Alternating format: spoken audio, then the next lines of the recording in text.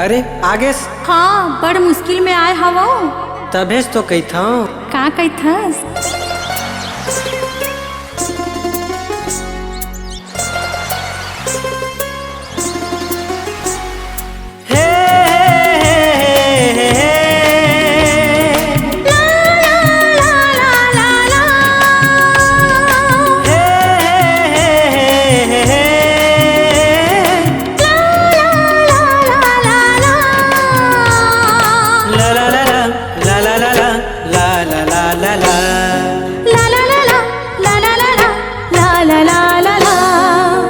छुप के मिलना ठीक नहीं है गुरिया, कोनो मंदिर में जाके शादी करा ले वो।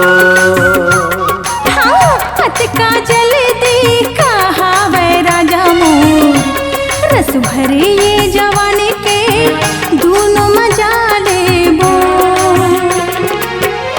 एक जन्म का 7 जन्म तक, एक जन्म का 7 जन्म तक, 7 फेरा हम परा लेबो, परा लेबो।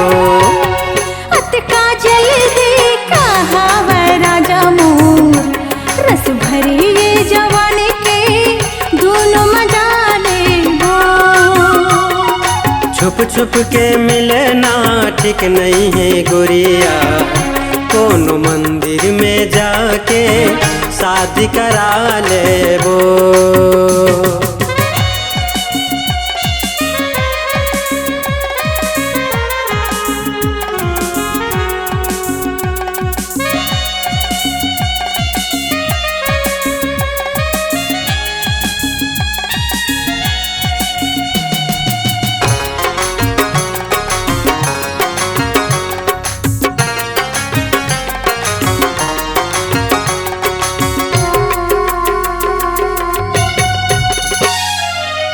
देख लही ये बैर जमाना, का कह के वो करबो बहाना।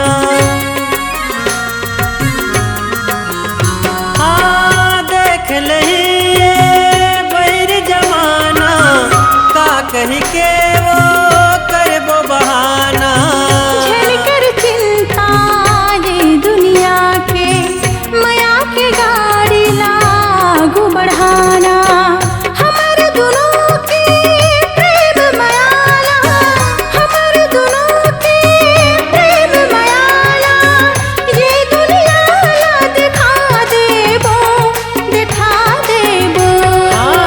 छुप के मिलना ठीक नहीं है गुरिया, कोनो मंदिर में जाके शादी करा लेबो। का जल्दी कहा वै राजा मोर, रस भरे ये जवानी के दोनों मजा लेबो।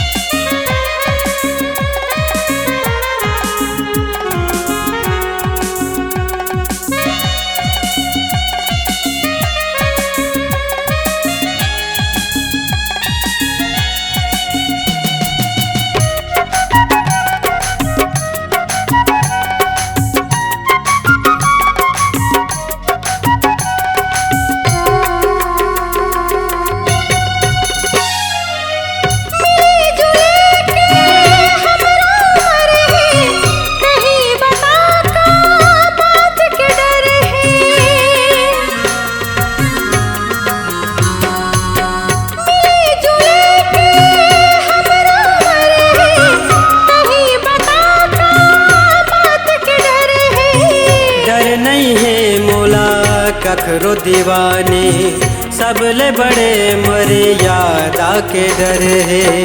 तय दुल्हन में दूल्हा बन के, तय दुल्हन में दूल्हा बन के, एक दूसर माँ समा जाबो, समा जाबो।